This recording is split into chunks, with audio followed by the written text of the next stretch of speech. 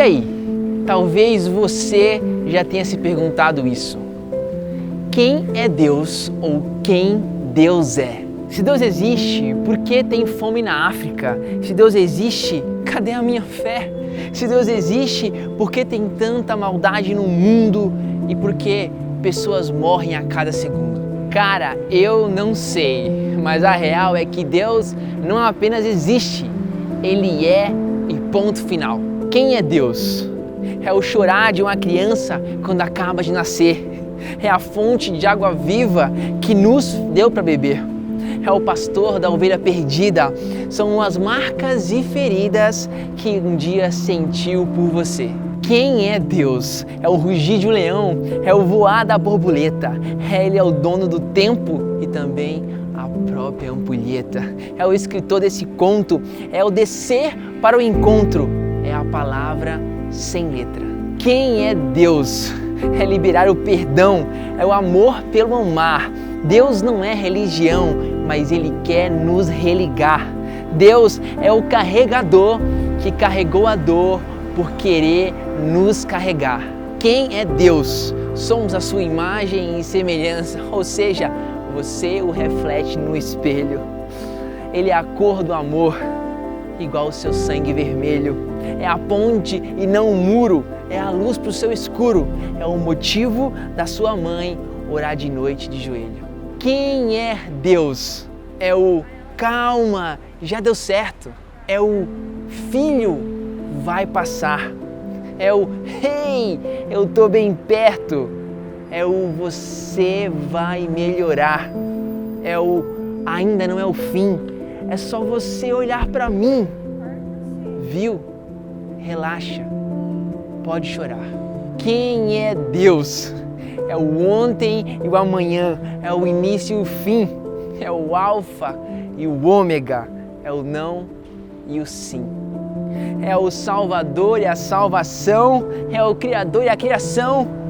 Ele é ser três em um e um em mim. Quem é Deus? Não tente entender, somente creia. Não tente compreender, somente venha. Mas tente conhecer o Deus que habita dentro de você. Como?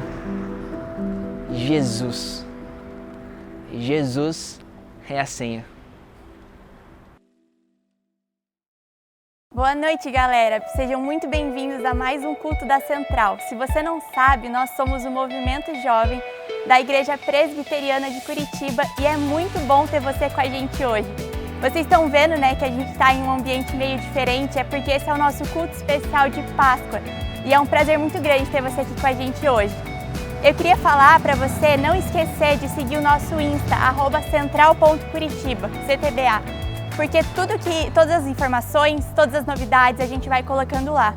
E eu queria saber, se você está visitando a gente hoje pela primeira vez, seja muito, muito, muito bem-vindo. A nossa equipe já colocou aí no chat o link de visitantes para você acessar e preencher o formulário. A gente quer muito te conhecer melhor e a gente quer muito caminhar perto de você. Preenche lá e espera o nosso contato, porque vai ser muito bom te conhecer mais. E eu também queria passar, antes da gente começar o nosso culto mesmo, alguns avisos.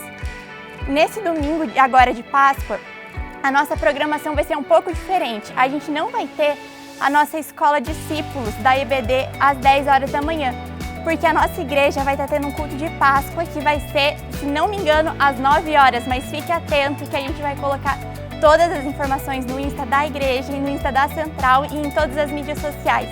Vai ser muito bom ter você participando com a gente de tudo que a nossa igreja está oferecendo e participar desse culto de Páscoa junto conosco, não só hoje, mas no domingo também. É muito bom ter você aqui mais uma vez e antes da gente passar para um momento de louvor, eu queria te convidar a fechar os teus olhos para a gente orar juntos e para a gente começar a entrar nesse espírito de adoração, nesse final de semana que é tão importante, tão significante na nossa vida. Fecha aí teus olhos e vamos ter esse momentinho de oração. Senhor Deus, muito obrigada, Paizinho, pela oportunidade da gente estar aqui hoje, Senhor, da oportunidade, Deus, de a gente estar aqui, mesmo que cada um na sua casa, Deus, nesse momento que a gente vive, a gente pode estar unidos no mesmo espírito, Pai, te adorando, cultuando o Teu nome, Deus. e aprendendo mais de Ti, Paizinho. Deus, eu te peço, Pai, que o Senhor abra os nossos corações e que o Senhor faça dos nossos corações terra fértil, Deus, para a Tua palavra ser plantada, Paizinho. Deus, que tudo que for feito aqui hoje, Pai, desde cada música, cada louvor, Deus, o momento da palavra, Pai, que cada detalhe seja unicamente para a honra e glória do Teu nome, Paizinho.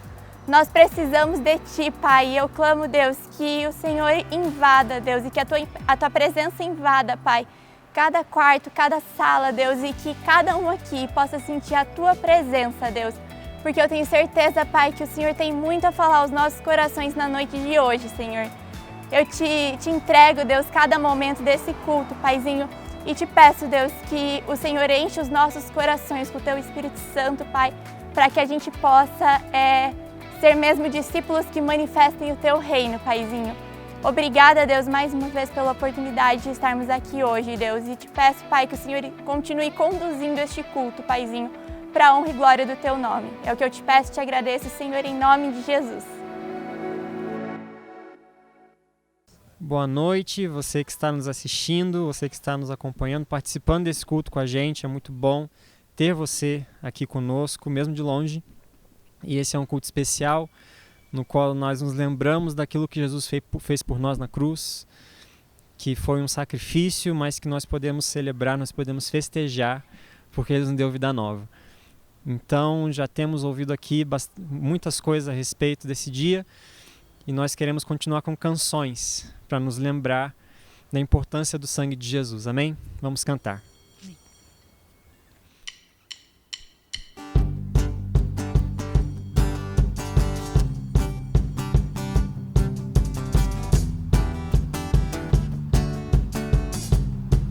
Diga, tua cruz, a tua cruz, o teu fardo, o meu pecado apagou.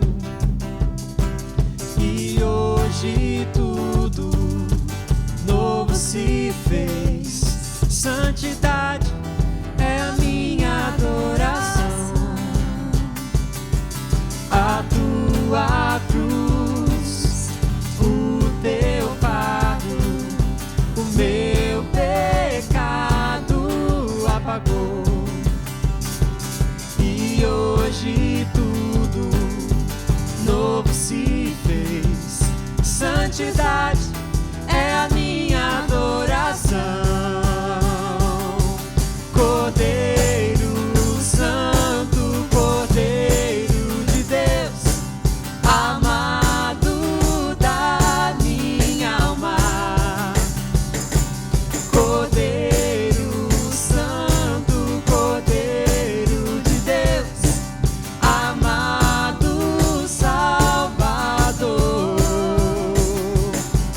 A tua cruz, o teu fardo, o meu pecado apagou. E hoje tudo novo se fez. Santidade é a minha adoração. Cordeiro Santo, Cordeiro de Deus, amado da minha alma. Cordeiro Santo, Cordeiro de Deus, amado Salvador. Cordeiro Santo, Cordeiro de Deus, amado da minha alma. Cordeiro Santo, Cordeiro de Deus, amado Salvador.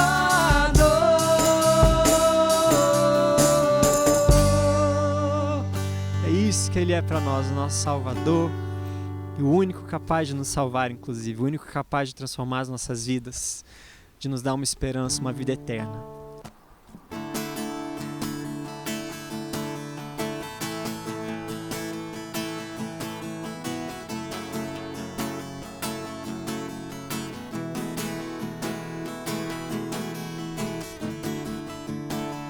Todos necessitam de um amor perfeito,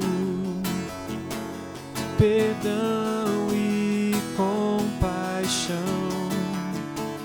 Todos necessitam de graça e esperança, de um Deus que salva.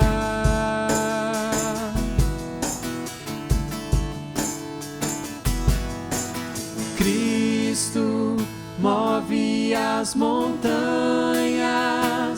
e tem poder para salvar, tem poder para salvar, para sempre, autor da salvação.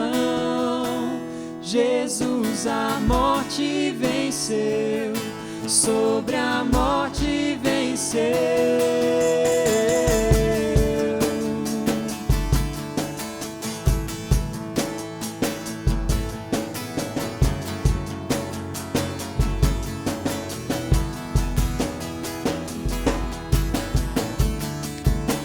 Aceitas com meus medos, falhas e temores,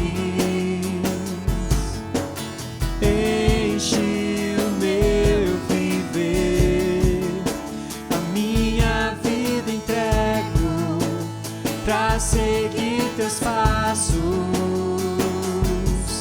a ti me rendo.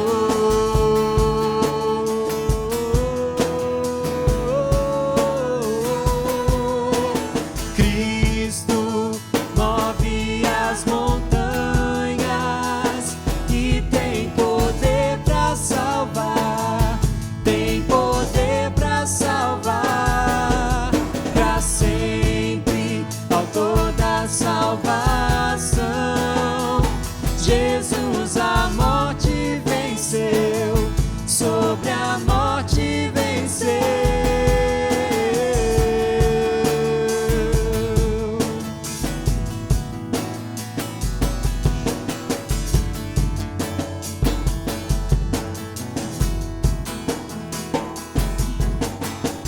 Posso o mundo ver brilhar a luz, cantamos para a glória do Senhor Jesus. Cristo, posso o mundo ver brilhar a luz, cantamos para a glória do Senhor Jesus. Cristo move as montanhas e tem poder para salvar, tem poder para salvar, para sempre, autor da salvação. Jesus a morte venceu, sobre a morte venceu. Cristo move as montanhas e tem poder para salvar, tem poder para salvar, para sempre, autor da salvação. Jesus a morte venceu, sobre a morte venceu.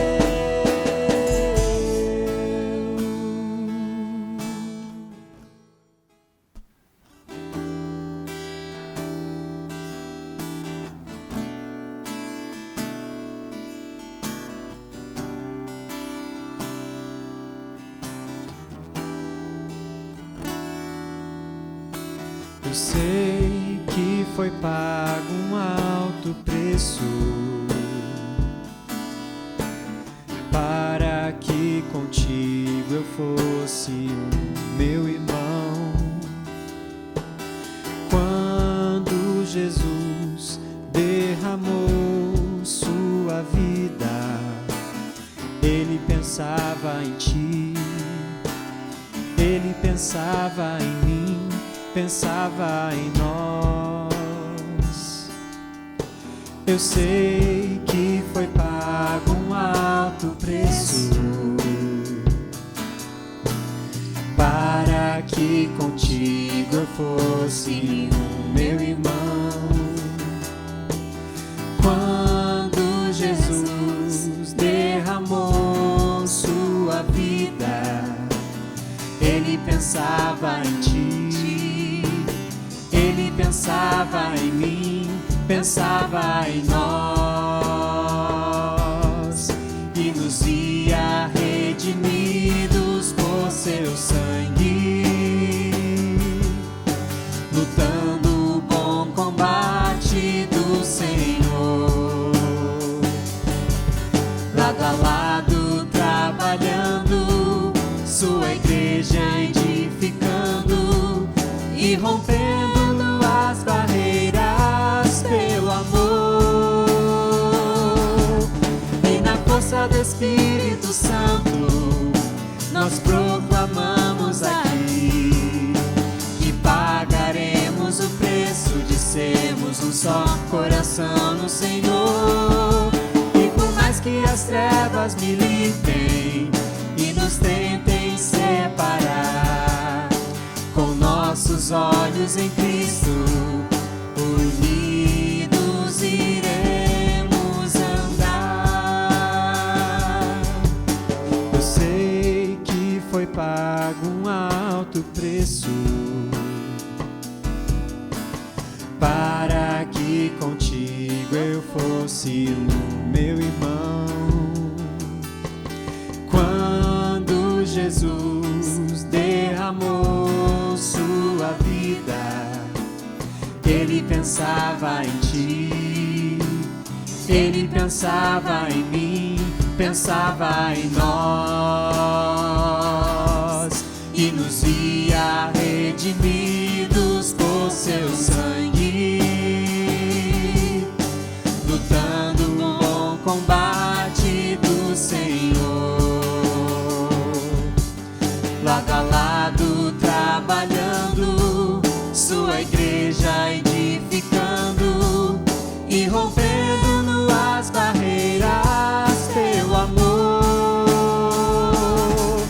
E na força do Espírito Santo nós proclamamos aqui que pagaremos o preço de sermos um só coração no Senhor.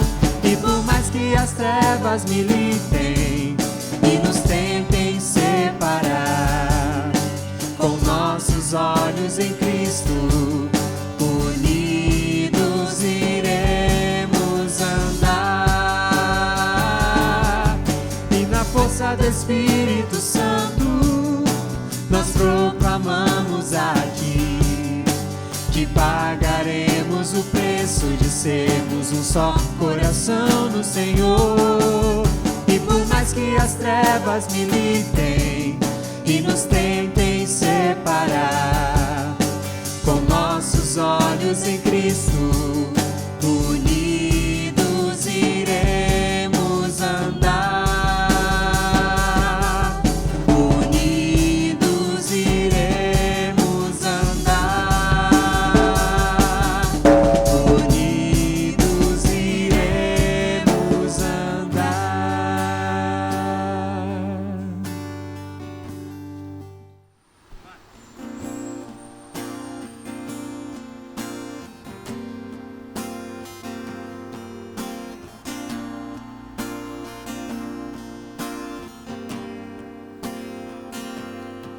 Teu sangue leva-me além, a todas as alturas, onde ouço a tua voz, fala de tua justiça pela minha vida. Jesus, este é o teu sangue.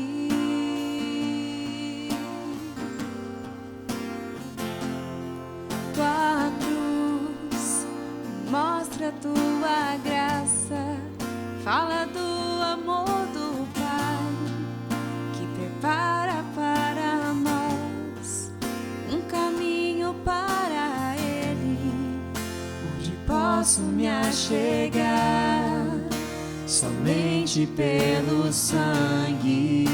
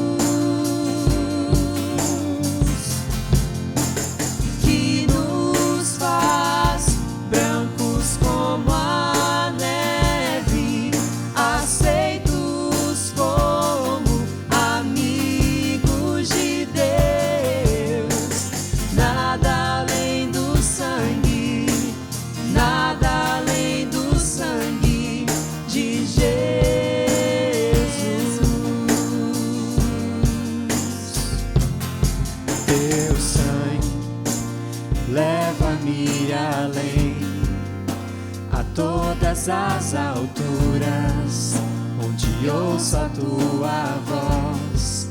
Fala de tua justiça pela minha vida.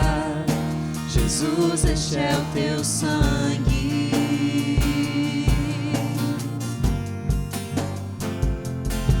Tua cruz mostra a tua graça.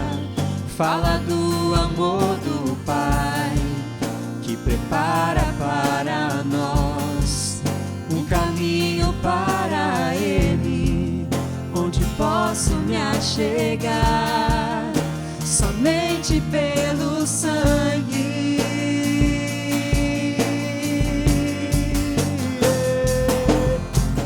Que nos lava dos pecados,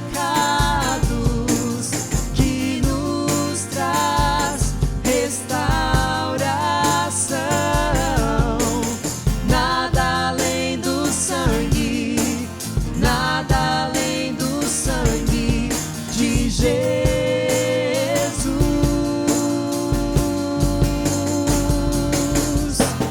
Que nos faz brancos como a neve, aceitos como amigos de Deus. Nada além do sangue, nada além do sangue de Jesus.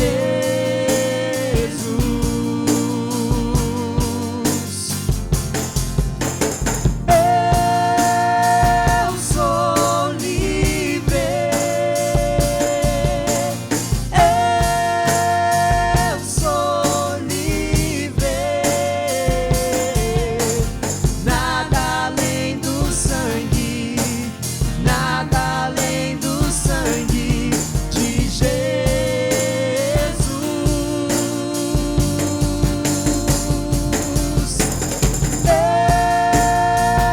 sou livre, eu sou livre. Nada além do sangue, nada além do sangue de Jesus,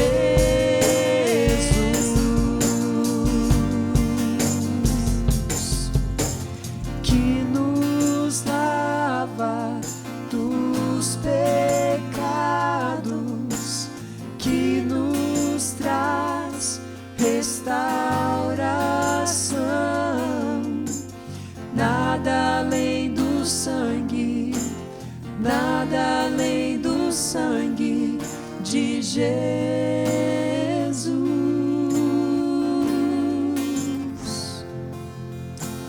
Que nos faz brancos como a neve, aceitos como amigos de Deus. Nada além do sangue, nada além do sangue de Jesus.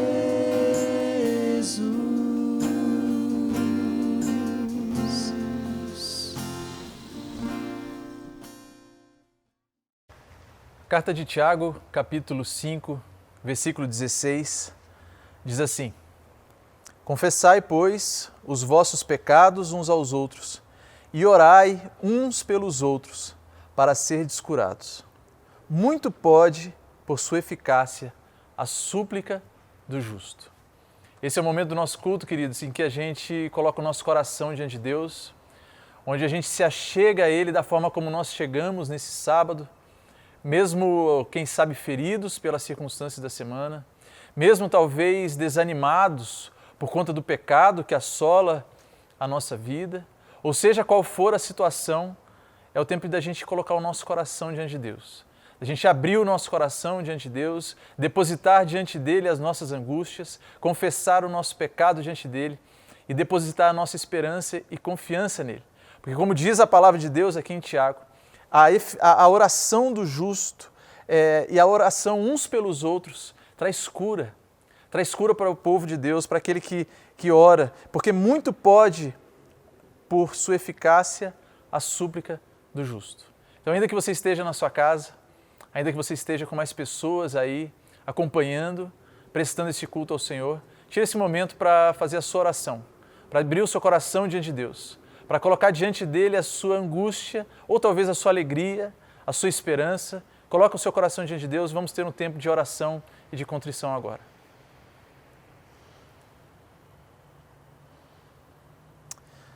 Pai querido, muito obrigado, Deus, porque o Senhor nos permite que nós venhamos a depositar o nosso coração diante do Senhor, ainda que dia após dia nós venhamos a lutar contra o inimigo das nossas almas, contra Deus, a nossa carne que muitas vezes milita contra o Espírito, mas o Senhor nos recebe, o Senhor aceita a nossa oração, o Senhor recebe o coração contrito e arrependido, Pai. Por isso nós depositamos no Teu altar a nossa vida, o nosso coração. Recebe cada oração que vai sendo feita agora nessa hora, cada coração que vai sendo depositado diante do Senhor.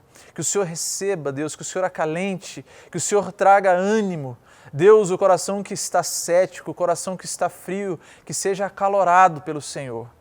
E que hoje seja um dia de arrependimento, que nós possamos nos apresentar diante do Senhor limpos, que nós possamos nos apresentar diante do Senhor puros. Por isso, Deus, a gente pede para que o Senhor corrija o nosso coração, para que o Senhor receba a nossa súplica, porque nós cremos que a oração pode trazer cura para a nossa alma. Nós cremos que quando oramos, falamos com o Senhor e o Senhor recebe, o Senhor está perto de nós e muito pode, pela sua eficácia, a oração do justo. Então recebe a nossa oração, recebe o nosso coração quebrantado diante de Ti, para a honra e glória do Teu nome, Pai. É em nome de Jesus que oramos e agradecemos. Amém.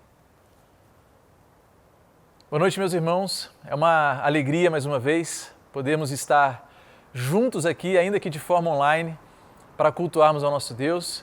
E eu queria saudar você que está nos visitando, talvez é a primeira vez que está acompanhando um culto daqui da Central. Muito obrigado. A sua presença é importante para nós. A sua presença, ela é valiosa e eu tenho certeza que se esse vídeo chegou até você, se esse link, se você está acompanhando ao vivo ou de forma gravada, é porque Deus tem coisas para fazer na sua vida, é porque Deus quer te abençoar, é porque Deus quer falar ao seu coração. Então vamos abrir o nosso coração nessa hora para recebermos a palavra de Deus, para ouvirmos aquilo que Ele quer falar para nós e para podermos encontrar a sua presença, para podermos então sermos quebrantados por Ele. Vamos orar mais uma vez? Pai querido, nós te agradecemos por esse tempo aqui. Pedimos, Deus, para que o Senhor venha falar ao nosso coração neste sábado de aleluia, nesse feriado da Páscoa, em que celebramos, Deus, a Tua obra consumada, a ressurreição de Cristo Jesus.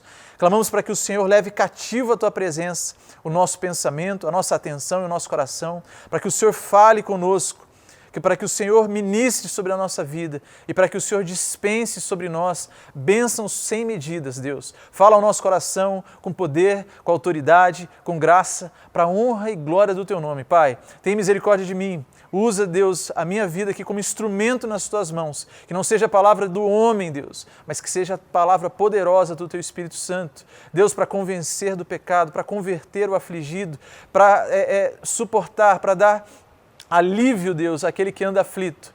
Traz a Tua palavra aos nossos corações, aquece os nossos corações essa noite, Pai. É isso que nós oramos e agradecemos no nome e para a glória de Jesus. Amém?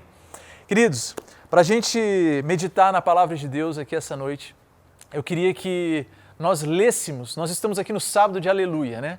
A sexta-feira é a famosa sexta-feira da crucificação, onde nós vemos ali Jesus e os discípulos subindo para Jerusalém desde a quinta-feira e na sexta-feira ele então é pego pelos escribas, pelos fariseus e ele vai crucificado até a sua morte, e morte de cruz, uma morte humilhante. Mas nós chegamos ao sábado então, o sábado de aleluia. E eu queria que nós lêssemos então dois versículos que falam sobre alguns acontecimentos, dois textos que falam sobre dois acontecimentos que aconteceram neste sábado. O primeiro deles está em Lucas 23, versos 50 a 56. Diz assim a palavra de Deus: E eis que certo homem, chamado José, membro do Sinédrio, homem bom e justo, que não tinha concordado com o desígnio e a ação dos outros, natural de Arimateia, a cidade dos judeus, e que esperava o reino de Deus, tendo procurado a Pilatos, pediu-lhe o corpo de Jesus. E tirando-o do madeiro, envolveu-o num lençol de linho e o depositou num túmulo aberto em rocha, onde ainda ninguém havia sido sepultado. Era o dia da preparação e começava o sábado. As mulheres que tinham vindo da Galiléia com Jesus, seguindo, viram o túmulo e como o corpo fora ali depositado. E então se retiraram para preparar aromas e bálsamos. E no sábado descansaram segundo o mandamento. O outro texto que eu queria que a gente lesse está em Mateus, capítulo 27, dos versos 62 a 66, que também fala sobre o dia do sábado. Começa dizendo assim, no dia seguinte, ou seja, no dia seguinte da sexta-feira, que era sábado, que é o dia depois da preparação, reuniram-se os principais sacerdotes e os fariseus e, dirigindo-se a Pilatos, disseram-lhe: Senhor, lembramos-nos de que aquele embusteiro, enquanto vivia, disse: depois de 3 dias ressuscitarei. Ordena, pois, que o sepulcro seja guardado com segurança até o 3º dia, para não suceder que, vindo os discípulos, o roubem e depois digam ao povo: ressuscitou dos mortos, e será o último embuste pior que o primeiro. Disse-lhe Pilatos: aí tendes uma escolta, ide e guardai o sepulcro como bem vos parecer. Indo eles, montaram guarda ao sepulcro, selando a pedra e deixando ali a escolta. Queridos, antes da gente entrar propriamente dito nesses 2 textos que eu li aqui, eu queria que nós meditássemos um pouco e relembrássemos um pouco a respeito do que significa de fato a Páscoa. É bem verdade que nos tempos de hoje, a nossa cultura, o nosso tempo fala da Páscoa, que é a Páscoa do coelho, a Páscoa do chocolate, dos doces. Ou quem sabe, talvez aqueles que não são tão apegados a essa cultura popular, pensam pelo menos no feriado, né? O feriado que eu vou descansar, o feriado que eu vou viajar quando não estava em épocas de pandemia.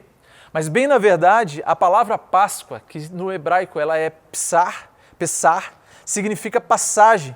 E este termo foi utilizado pela primeira vez lá quando Deus estava instruindo a Moisés acerca da última praga que haveria de lançar sobre o povo do Egito, na época em que os judeus ainda estavam como escravos lá.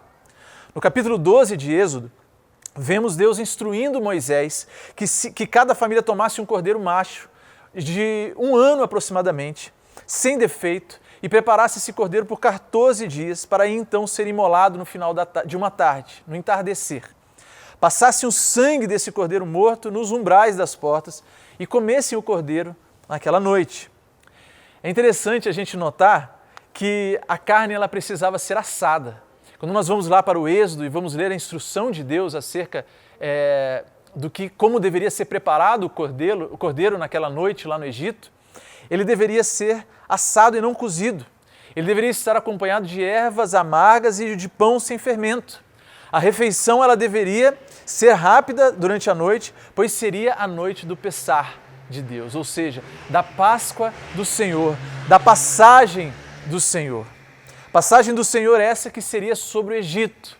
A palavra de Deus, a instrução de Moisés era para que este cordeiro fosse imolado, para que o sangue fosse passado nos umbrais das portas, para que esse cordeiro fosse preparado dessa forma específica como Deus instrui aqui, para que a família pudesse se reunir, comesse aquele cordeiro, se sobrasse algo do cordeiro, na manhã seguinte fosse queimado, ou seja, não ia ser tratado como uma comida normal, porque naquela noite haveria a Páscoa do Senhor.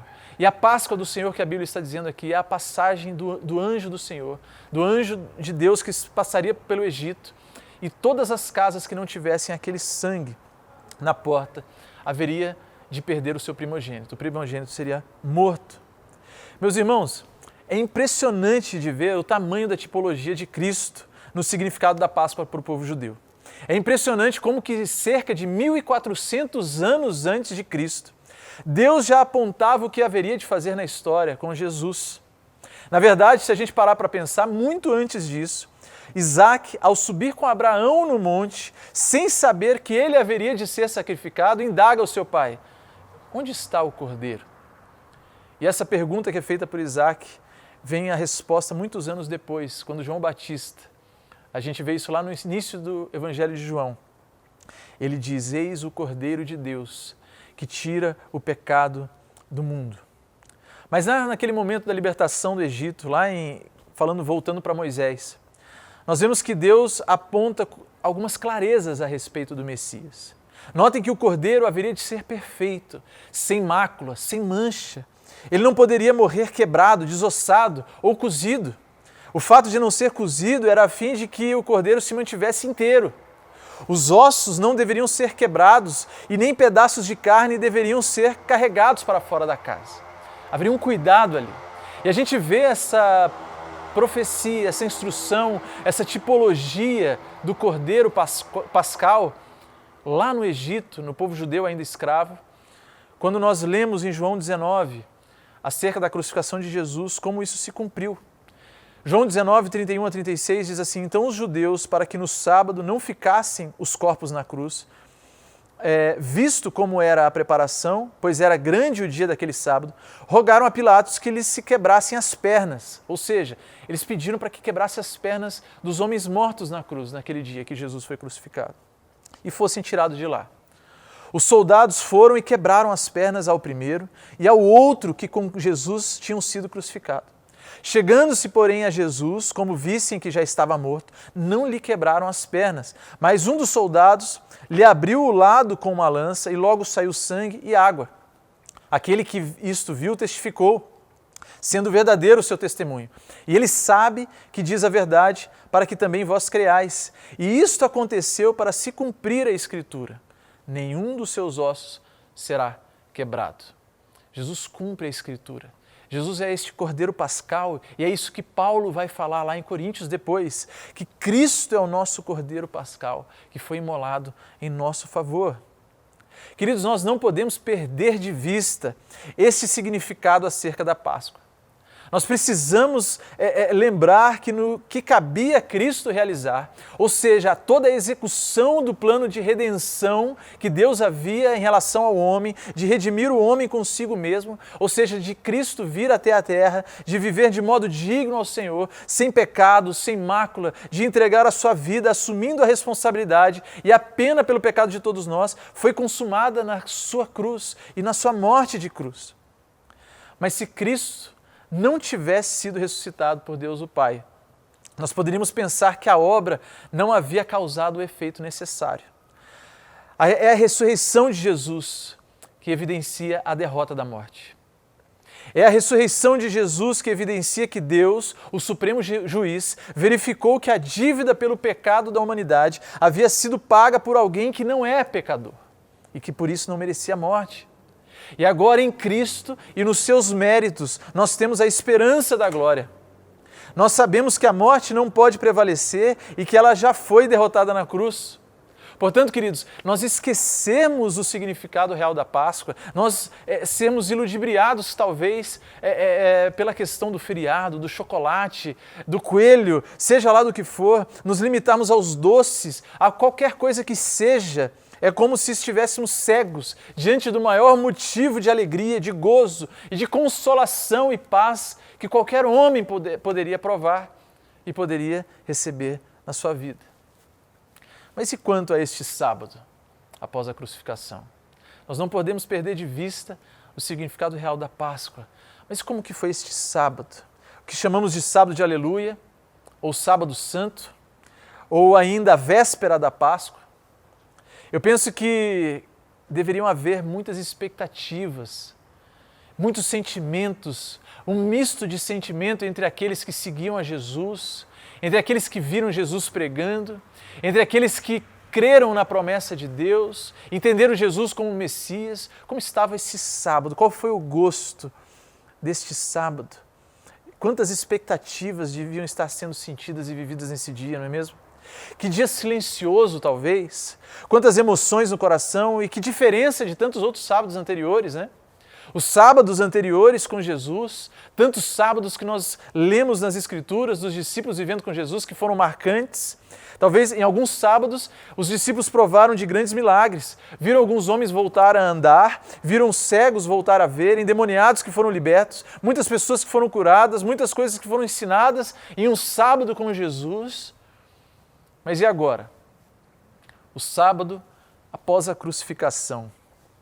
O Cristo agora está no sepulcro. Roma continuava no poder e não havia nenhum reino político novo aparente por parte dos judeus. Os discípulos escondidos e os fariseus querendo garantir que aqueles cristãos não haveriam de roubar o corpo de Jesus ou de incomodar mais do que já haviam incomodado. Nós lemos aqui no Evangelho que os próprios fariseus foram para Pilatos e falaram assim, olha, melhor guardar o túmulo, porque esse Cristo aí falava que ia ressuscitar no terceiro dia, então para que ninguém roube o corpo dele, vamos guardar o túmulo e selar a sepultura. Talvez a esperança de muitos havia se esvaído, queridos. Como vemos nos discípulos no dia seguinte caminhando o caminho de Emaús, que a palavra de Deus diz que eles iam caminhando entristecidos, porque o Cristo que eles haviam entendido como a promessa do novo reino, como o Messias prometido desde os profetas e Moisés, desde o princípio parece que aquela esperança havia ido embora. E meditar um pouco acerca desse sábado, meus irmãos, o sábado de Aleluia, a véspera da Páscoa, da ressurreição de Cristo, me levou a pensar que esse dia após a crucificação deveria ser um dia de memórias, deveria ser um dia de lembranças. Quem sabe muitos dos que estavam ali começaram a lembrar daquilo que Jesus havia dito, das experiências com Jesus. É normal, é natural acontecer isso com a gente, né?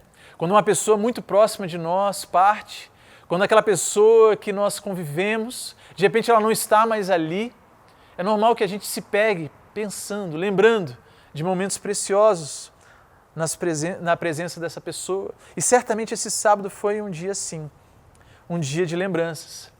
E eu queria falar sobre essa temática, que a verdadeira Páscoa, ela deve nos lembrar de algumas coisas. A verdadeira Páscoa, ela deve nos trazer à memória algumas coisas. E eu queria destacar 3 coisas aqui, para que neste sábado nós tragamos de volta ao nosso coração essas lembranças e possamos encher o nosso coração da palavra do Senhor. A primeira coisa é que a Páscoa deve nos lembrar que Deus sempre está no controle. Olharmos para o significado da Páscoa, para o que aconteceu nessa sexta, nesse sábado fatídico. Deve nos lembrar que Deus está sempre no controle, que o nosso Deus é um Deus soberano. A Páscoa era a maior festa de Israel, registrava um momento histórico da saída do Egito depois de tanto tempo de escravidão. Era alegria para os judeus e, diga-se de passagem, terror para os romanos, pois a população nessa época judaica ela se quintuplicava. Os romanos ficavam com medo de rebelião. A guarda subia para Jerusalém porque era muita gente, o povo judeu se aglomerava para celebrar a Páscoa. E 2 dias antes dessa celebração, da festa, os principais sacerdotes e escribas conspiravam nos bastidores em como prender Jesus e matá-lo após a festa. Em outras palavras, queridos, os escribas e fariseus achavam que estavam tramando um plano infalível a fim de terminar com a vida de Jesus. Mas, na verdade, foi Jesus que disse para os discípulos que ele seria traído, que ele seria crucificado, que ele seria morto. Muito antes disso. Mateus capítulo 26, verso 1 e 2, diz assim, tendo Jesus acabado todos esses ensinamentos, disse a seus discípulos, sabeis que daqui a 2 dias celebrar-se-á a Páscoa, e o Filho do Homem será entregue para ser crucificado. No Evangelho de Marcos, nós vemos que a última viagem de Jesus até Jerusalém com os seus discípulos, ele chega a ser ainda mais claro quanto à sua revelação.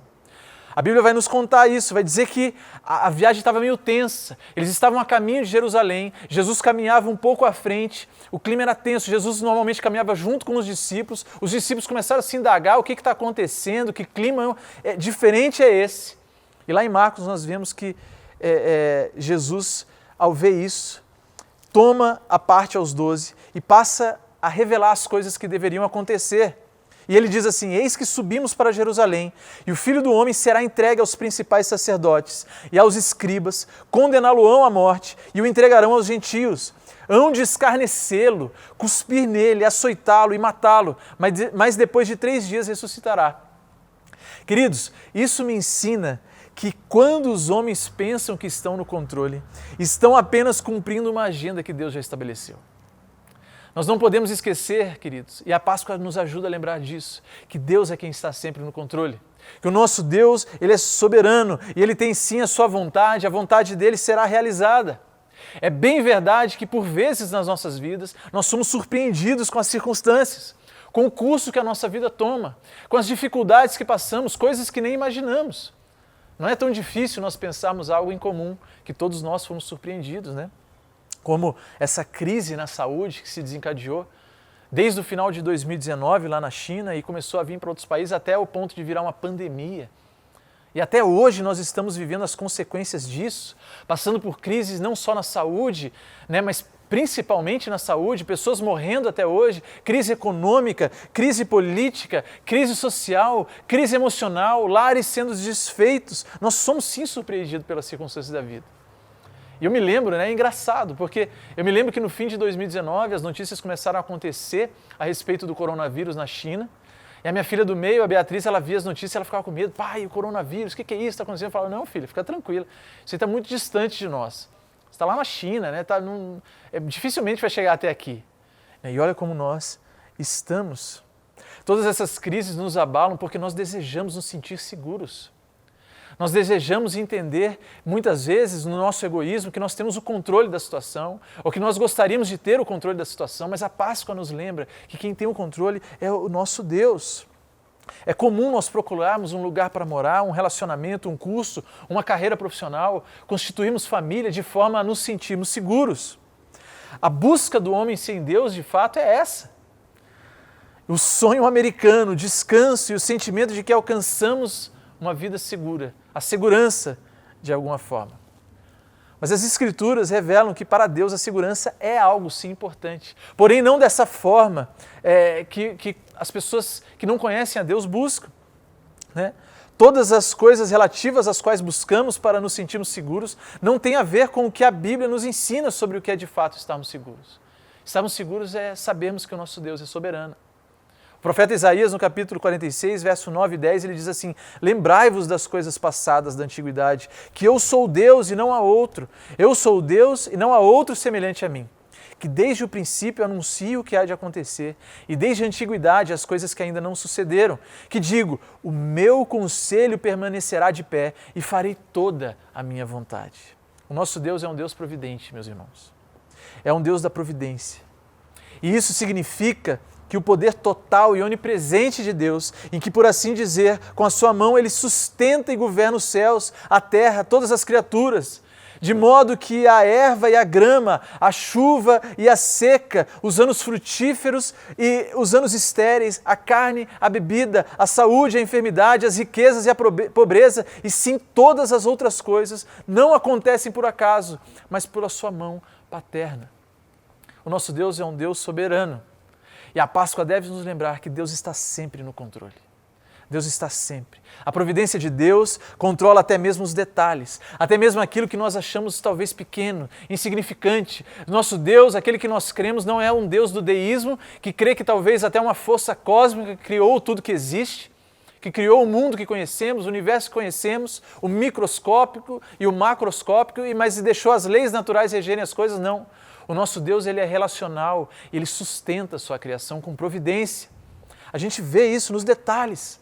Jesus fala lá em Mateus capítulo 10, versos 29 a 31, ele vai falando sobre a importância das coisas. Ele fala assim sobre os dois astros, os dois pardais, nenhum pardal, nenhuma ave cai do céu sem o consentimento de Deus, e até os cabelos da nossa cabeça estão contados. Deus sustenta a sua criação nos detalhes. Até mesmo, queridos, os livres atos dos homens estão sob o controle e a providência de Deus. E esse talvez é um dos maiores testemunhos que José, lá em Gênesis, vai nos dar. Quando ele é vendido pelos irmãos como escravo para o Egito, quando ele vive a vida dele no Egito, destituído da família, o pai acreditando que ele está morto, ele é alvo de uma injustiça, vai preso, é esquecido na prisão, mas anos depois Deus mostra o propósito do porquê ele estava lá, ele vem interpretar um sonho de Faraó, vem a ser colocado como um governador do Egito, e porque ele está como governador do Egito, que ele consegue prover alimento para o povo judeu, e naquela época ele se reencontra com os seus irmãos, e ele consegue perdoar os irmãos que o venderam para lá, porque ele enxerga a providência de Deus, e ele diz assim: não fostes vós que me enviastes para cá, mas sim Deus que me pôs por pai de Faraó.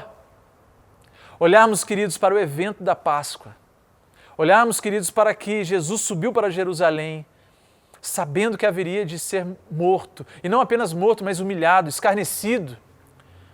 E talvez naquele sábado lembrar de todas essas coisas, e hoje nós podemos olhar para a história, lembrarmos de tudo isso, deve nos fazer lembrar que Deus está sempre no controle, que Deus não perde o controle.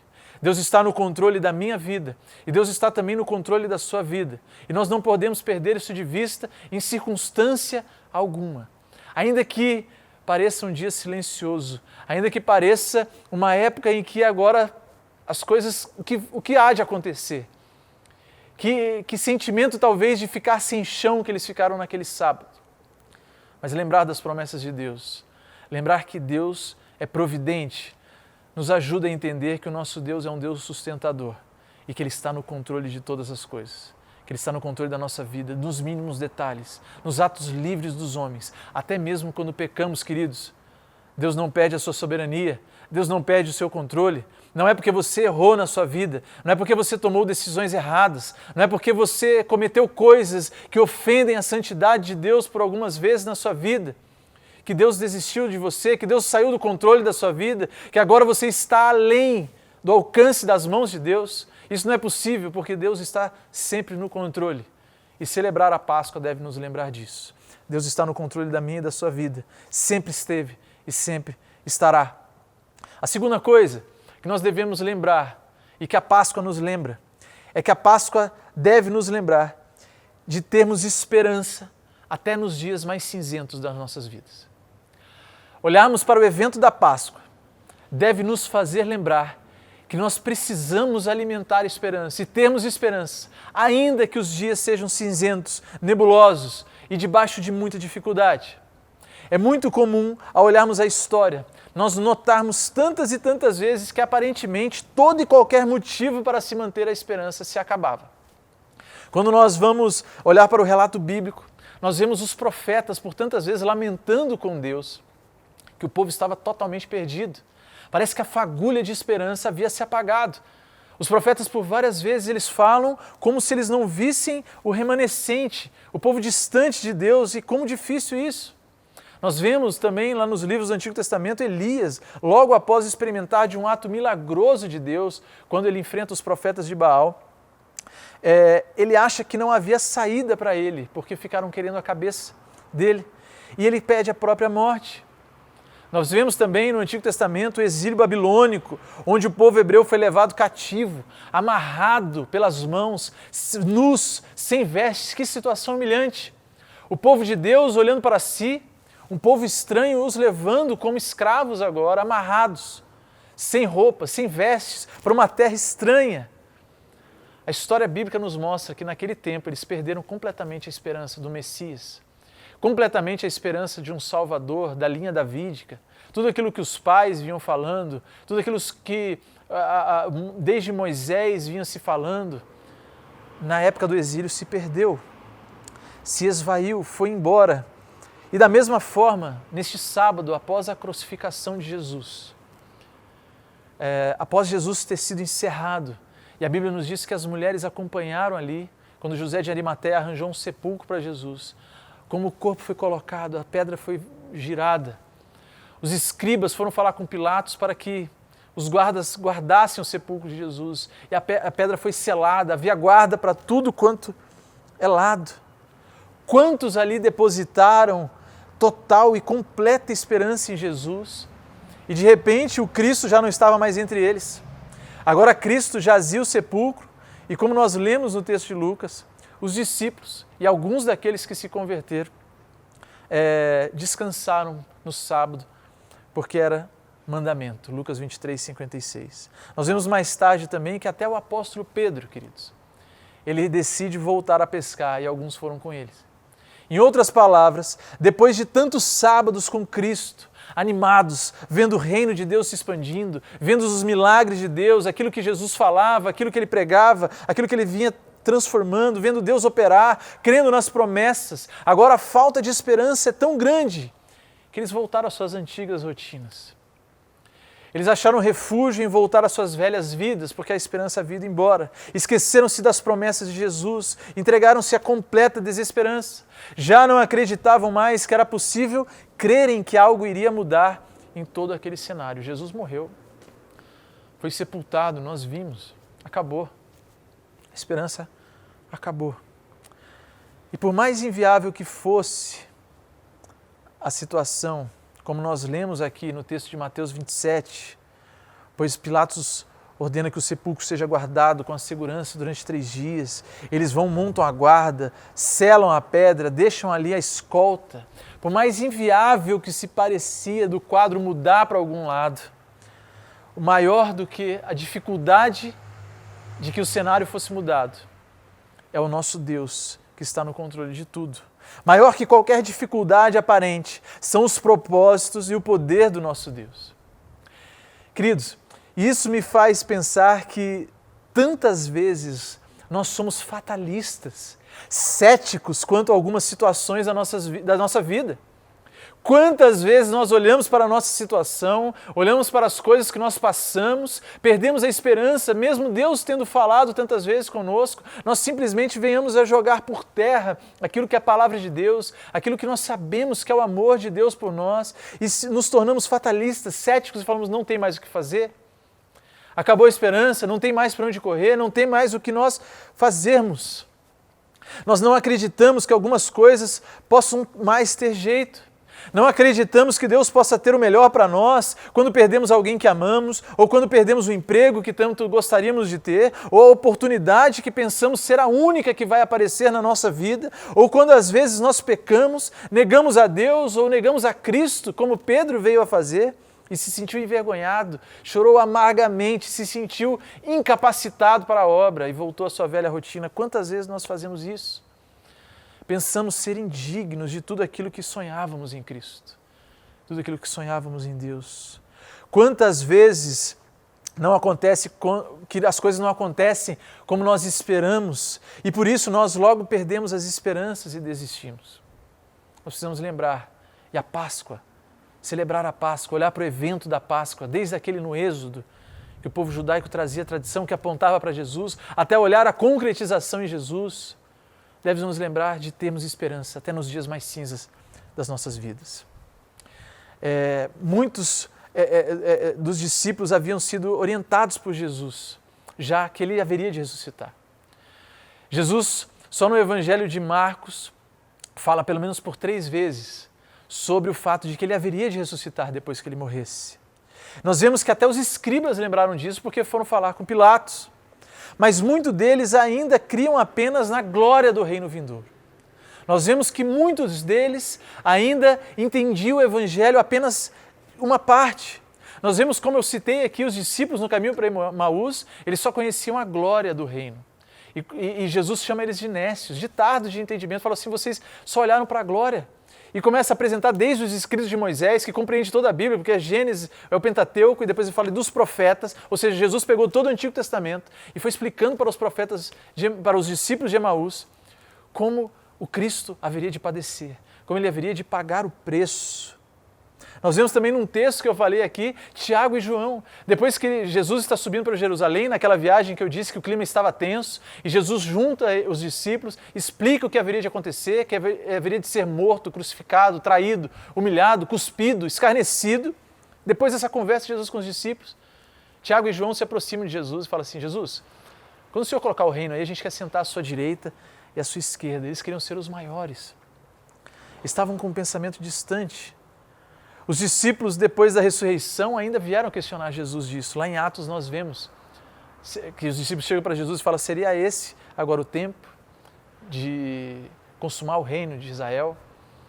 Queridos, nós perdemos as esperanças às vezes, porque nós deixamos de olhar para Cristo e para Deus da forma como Deus é e da forma como Cristo faz na nossa vida.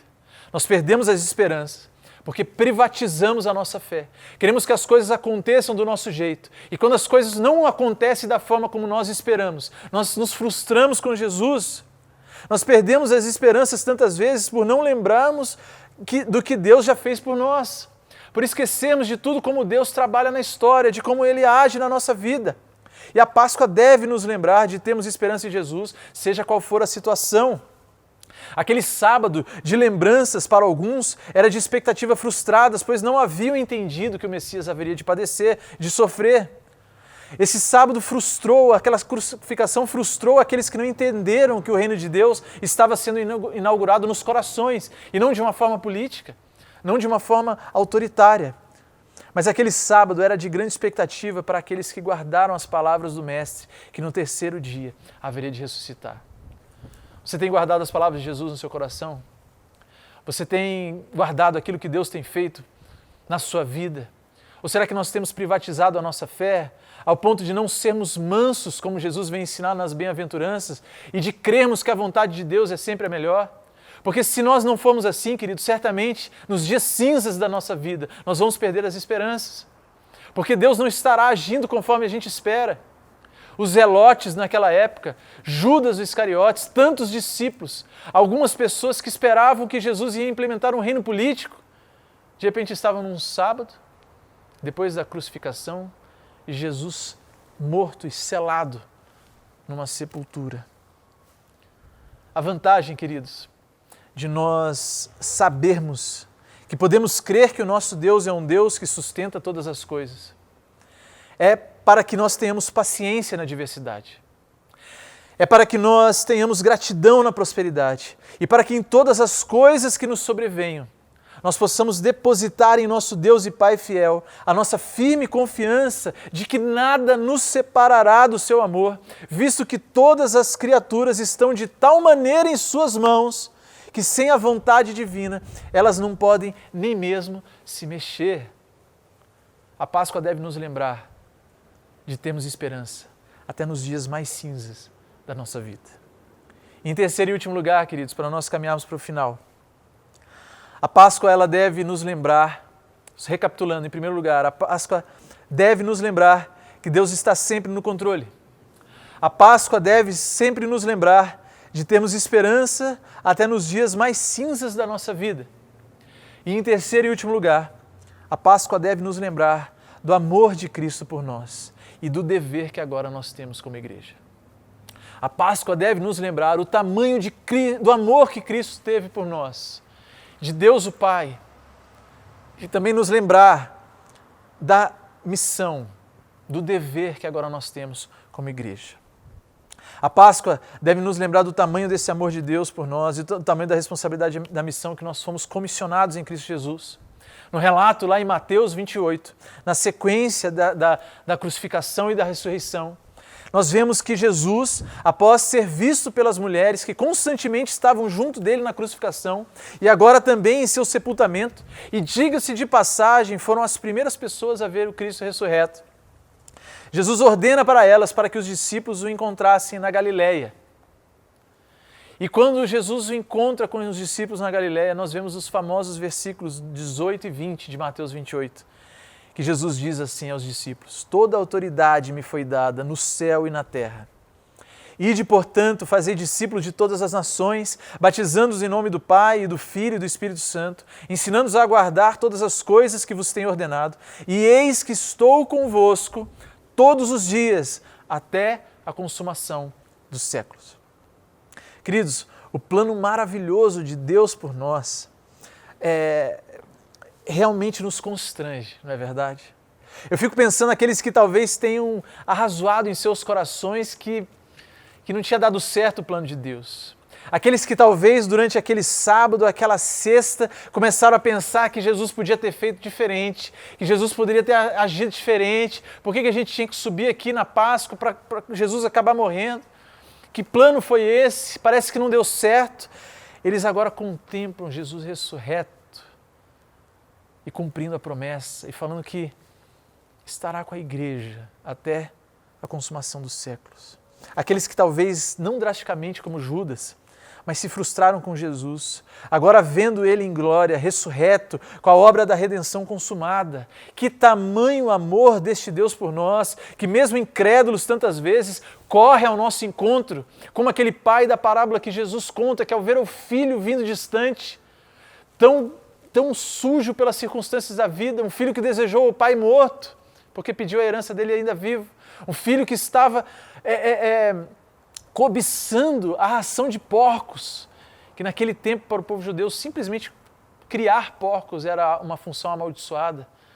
Aquele filho que quis comer a comida dos porcos, chegou ao fundo do poço, Quando o pai vê de longe, o pai corre ao encontro desse filho, assim que é o nosso Deus correndo ao nosso encontro para nos redimir.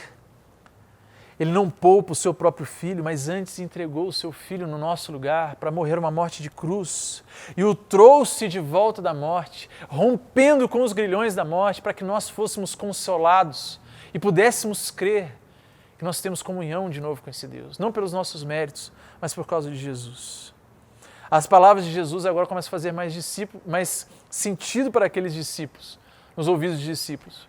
Talvez muitos, quando veem Jesus ali ressurreto, dizendo agora para que eles fizessem discípulos, ensinando-os a guardar as Escrituras, batizando-os, firmando eles na comunhão, porque Cristo estaria com eles todos os dias. Talvez agora eles começam a lembrar de Jesus dizendo assim, porque Deus amou o mundo de tal maneira que deu o seu Filho unigênito, para que todo aquele que nele crê não pereça, mas tenha a vida eterna. Isso começa a fazer mais sentido aos ouvidos dos discípulos.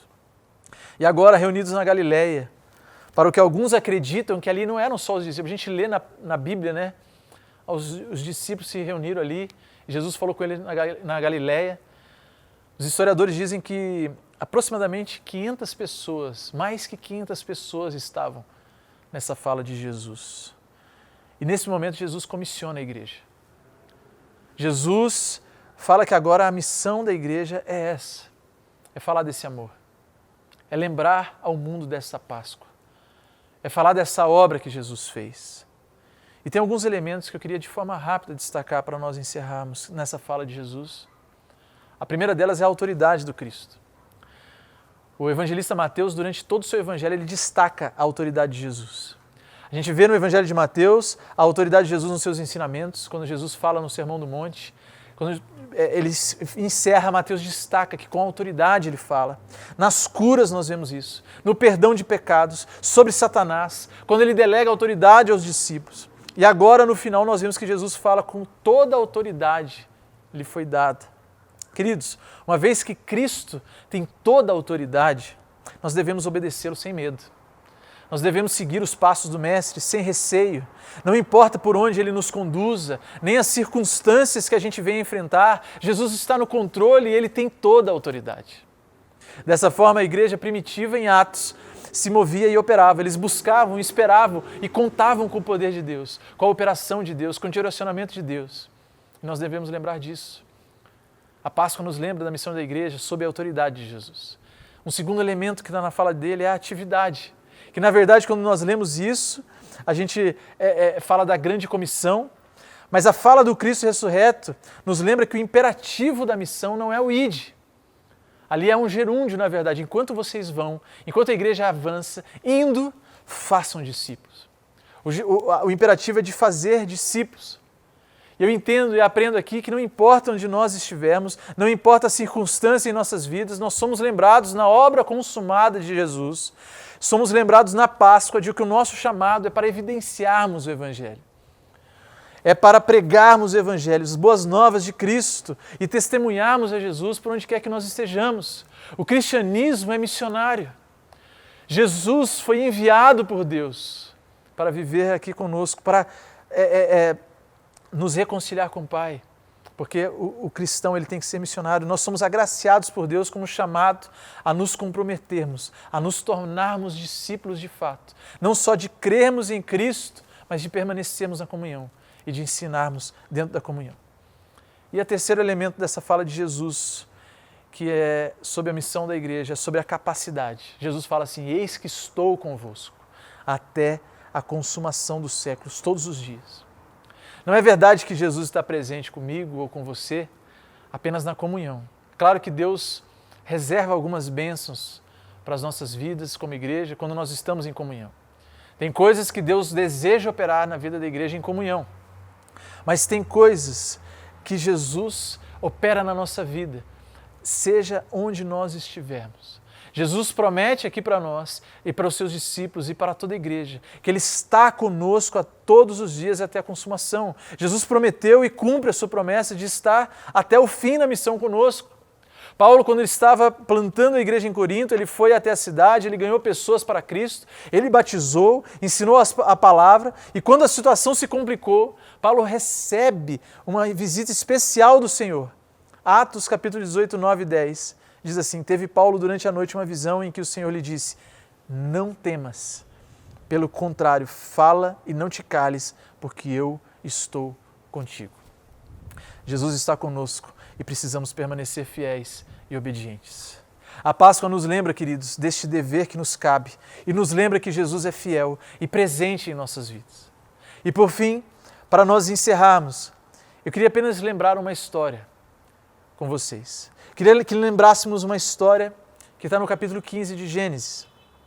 Lá no capítulo 15 de Gênesis, nós vemos uma história que talvez ao olho do leitor desapercebido passe e nós não percebamos o que Deus está fazendo ali. Mas no capítulo 15 de Gênesis, Deus anima Abraão. Deus promete a Abraão um filho e leva para fora da tenda. Diz a palavra de Deus que Abraão estava com a dificuldade de crer. Abraão já era avançado de idade. Deus promete que ele haveria ainda de ser pai de um filho e que haveria de constituir uma nação através de Abraão. E Abraão não consegue entender muito bem aquilo e Deus fala assim: olha, sai da tenda onde você está, Abraão. E a palavra de Deus diz em Gênesis 15 que Abraão sai da tenda e Deus mostra as estrelas no céu e fala assim: olha, assim como são as estrelas no céu, assim é a sua descendência, ela é incontável. Eu vou fazer esse povo através de você. E a palavra de Deus diz que Abraão creu no seu coração e ali foi imputado por justiça.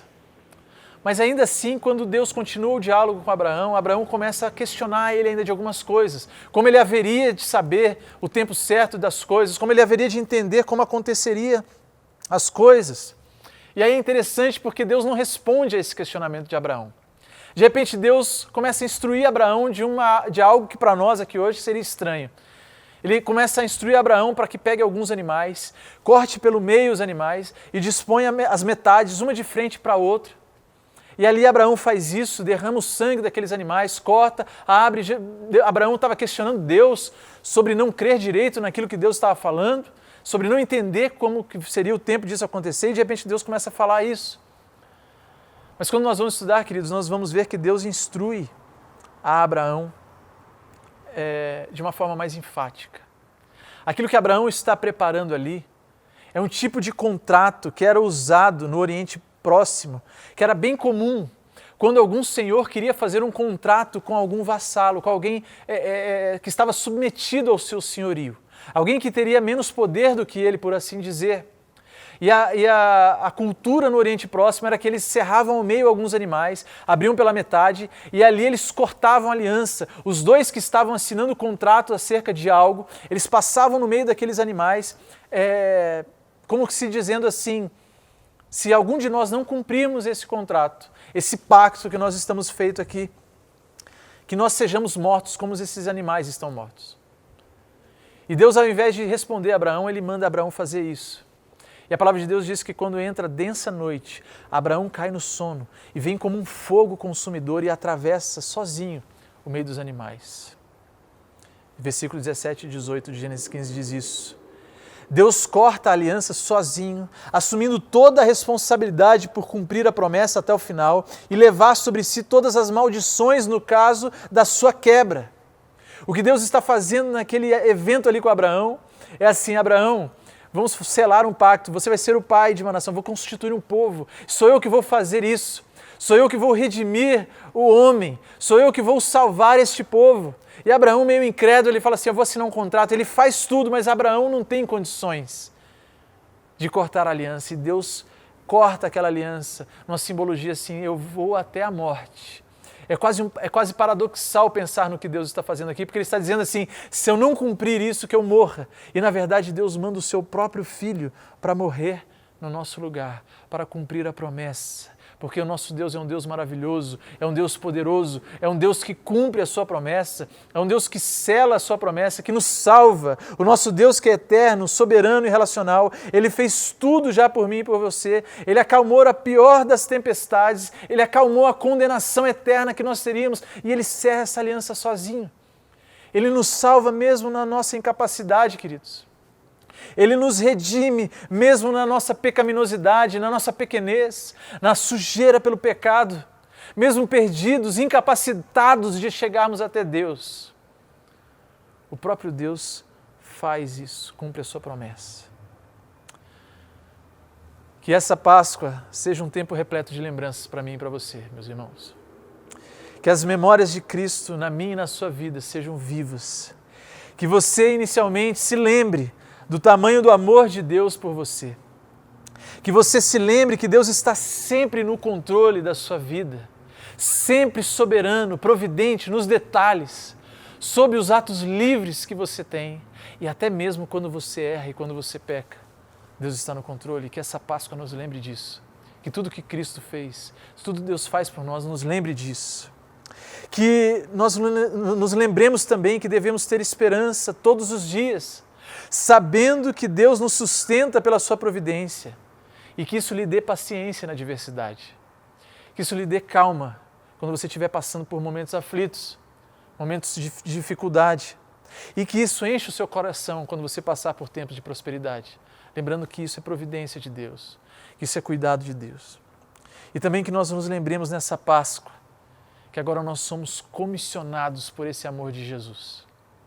Você e eu somos comissionados, enquanto estivermos aqui, respirando, que o nosso respirar dê glórias a Deus. Que o nosso respirar anuncie que é Páscoa para este mundo o tempo todo.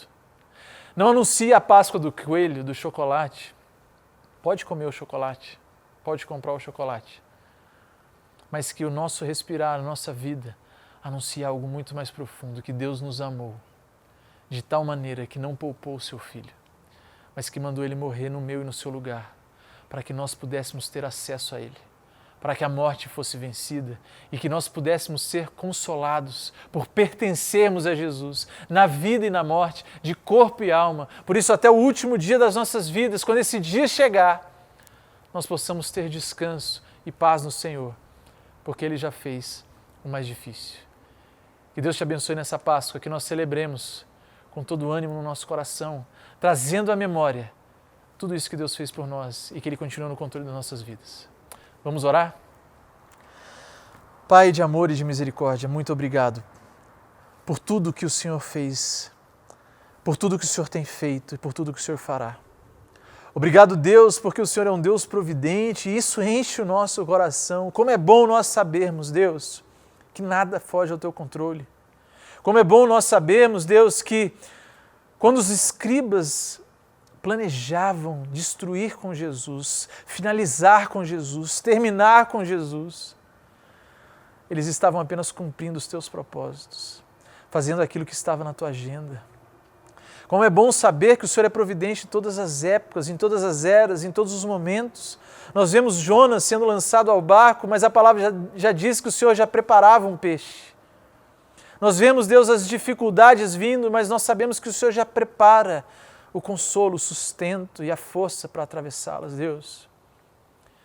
Nos lembra também de termos esperança, mesmo nos dias mais difíceis. Nos ajuda a não depositarmos a nossa esperança naquilo que nós privatizamos da nossa fé, naquilo que nós agarramos para nós e que nós queremos que o Senhor faça. Nos ajuda a sermos mansos de coração e confiarmos que o Senhor tem o melhor para nós, a não termos justiça própria ou forma própria de resolver, porque isso nos afastará do Senhor. Isso nos fará perdermos a esperança quando as coisas não acontecerem da forma como nós esperamos. Mas se o nosso coração descansa em Ti, nós podemos ter esperança mesmo nos dias mais cinzentos, Pai. E nos lembra também do tamanho do Teu amor por nós. Que o Senhor cerrou a aliança sozinho, que é o Senhor quem faz, é o Senhor quem planejou, é o Senhor que executa, é o Senhor quem redime. E por isso nós estamos aqui. Por isso nós podemos orar, por isso nós podemos entregar a nossa vida ao Senhor, por isso nós encontramos propósitos nessa vida, muito maior do que qualquer outra coisa que nós podemos ver aqui materialmente. Nosso propósito está no Senhor e agora nos comissiona a anunciar desse amor, seja oportuno ou não, nos ajuda nessa missão. Nos ajuda na tarefa da igreja, nesse tempo de tanta crise econômica, de tanta crise partidária, política, tanta crises polarizadas que nós vemos, Deus, no nosso meio, na nossa sociedade, na nossa cultura. Ajuda-nos, Senhor, como povo do Senhor, a termos uma palavra de Deus, não a palavra do partido, não a palavra do lado, não a palavra da ideologia, não a palavra vinculada a algo deste tempo, mas a palavra do alto, a palavra que o Senhor nos incumbiu, que é ensinar os discípulos, que é fazer discípulos, ensinando-os a guardar as tuas palavras. Nos ajuda nisso. Aquece o nosso coração, reanima a nossa alma para a glória do Teu nome, Pai. É o que oramos e agradecemos no nome santo de Jesus. Amém. E para encerrarmos, queridos, o culto de hoje, eu gostaria de lembrar das palavras do apóstolo Paulo, quando ele se despede, a segunda carta aos Coríntios. Ele diz assim: quanto ao mais, irmãos, a Deus, aperfeiçoai-vos, consolai-vos, sede do mesmo parecer, vivei em paz, e o Deus de amor e de paz estará convosco.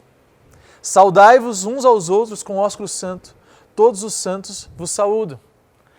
A graça do Senhor Jesus Cristo, e o amor de Deus e a comunhão do Espírito Santo sejam com todos nós. Que assim seja, que Deus abençoe.